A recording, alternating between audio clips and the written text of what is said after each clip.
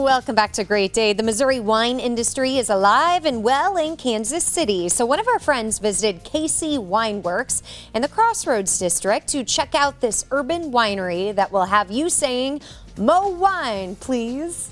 We are a full-scale production winery. So everything that we have, we make right here in the back of our building, and we are truly a grape-to-glass winery. So what that means is we do everything. Harvesting to crushing, fermentation, bottling, labeling, everything from start to finish is all done right here.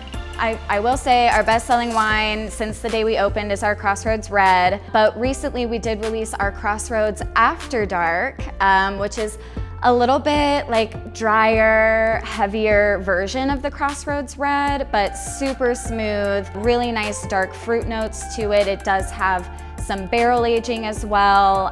It's a really delicious red wine. Getting into the summertime, we're about to hit rosé season, so we really wanted to have that available for people. It's a dry rosé as well, but super fruity, really nice like summer fruit notes, strawberry, raspberry, things like that. So it is still pretty light and refreshing.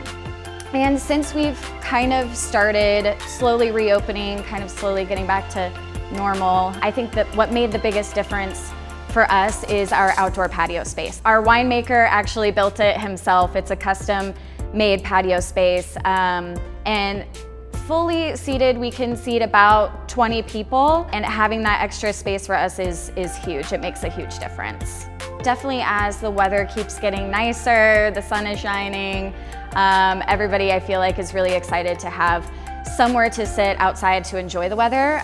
We also have wine slushies. We do kind of switch up the flavors every week or so. So we try and do a little bit more like fruit-based. So right now we have strawberry and mango. They're both white wine based, so they're a little bit on the sweet side, but really, really delicious and really fun. You can check out all of the great wineries in the Show Me State at MissouriWine.org. And of course, please sip responsibly. And often.